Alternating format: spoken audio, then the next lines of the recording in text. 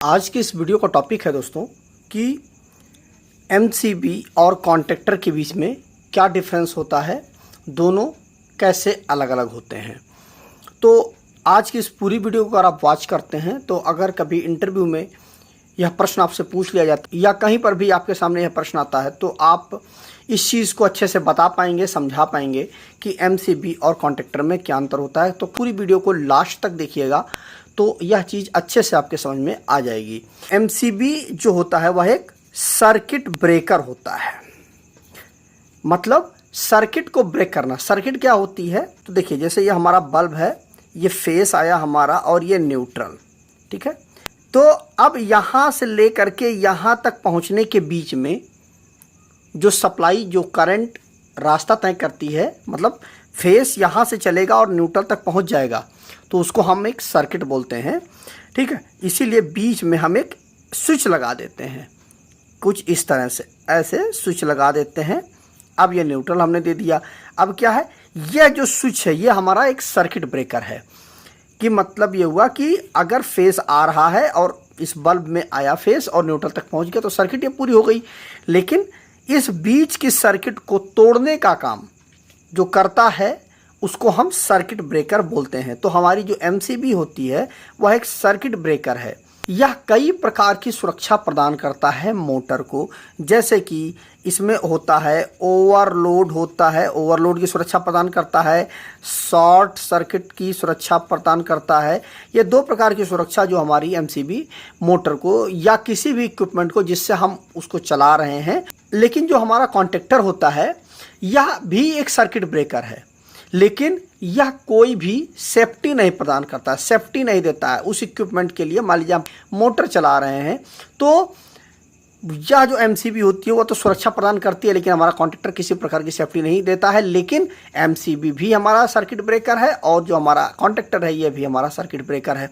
अब बात यह आती है कि मान लीजिए हमारे पास एक मोटर है, तो इसको हम एमसीबी से चलाएं या कॉन्टैक्टर से चलाएं, यह चीज़ आ जाती है। यह आपके मन में जरूर यह प्रश्न आ रहा होगा। तो देखिए, एमसीबी जो है हमारी वह मोटर को दो प्रकार से सुरक्षा प्रदान करता है। जैसा मैंने आपको बताया, शॉर्ट सर्किट और ओवरलोड दो प्रकार की सुरक्षा प्रदान करता है। लेकिन जो हमारा कॉन्टैक्टर होता है यह केवल और केवल एक ऐसा इक्विपमेंट है जिसको हम सप्लाई को बंद और चालू करने के लिए तो करते हैं, लेकिन यह किसी प्रकार का सेफ्टी इक्विपमेंट नहीं है।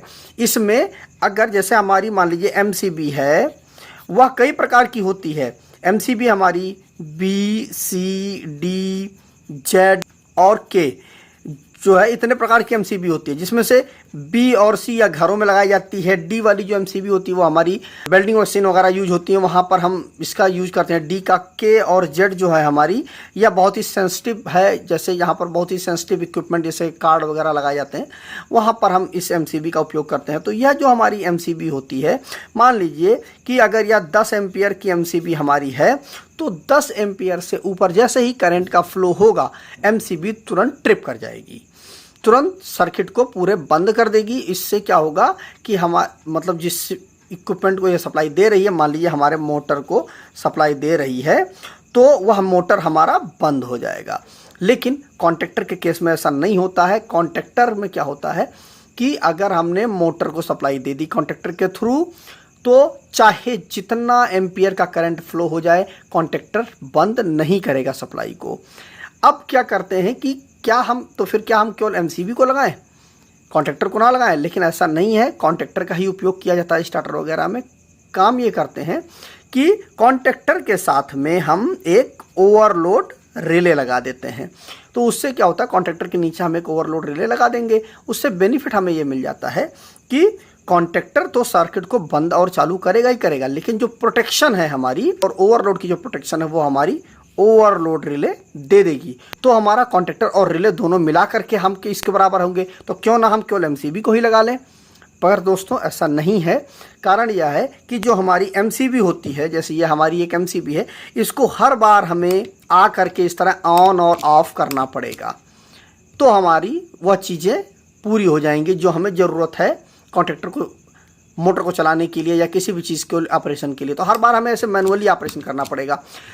मोटर है या कुछ चीज़ें हैं जिसको हमें चलाना है, तो वह हम अगर दूर से चलाना चाहें तो हमें उसके लिए हमें कॉन्टैक्टर की ही ज़रूरत पड़ेगी। इसमें हम रिमोट से हम जो इक्विपमेंट है उसका ऑपरेशन कर सकते हैं, हम उसको ऑन और ऑफ करके हम अपनी ज़रूरत को पूरा कर सकते हैं दूर से रिमोट के माध्यम से। लेकिन हम एमसीबी में क्या करेंगे, केवल और केवल मैनुअली एमसीबी को ऑन और ऑफ करा सकते हैं, लेकिन कॉन्टैक्टर को हम ऑटोमेटिकली भी ऑन ऑफ करा सकते हैं, पुश बटन के थ्रू ऑन ऑफ करा सकते हैं, या अगर आप पुश बटन नहीं लेते हैं तो आप पीएलसी वगैरह से भी ऑन ऑफ करा सकते हैं।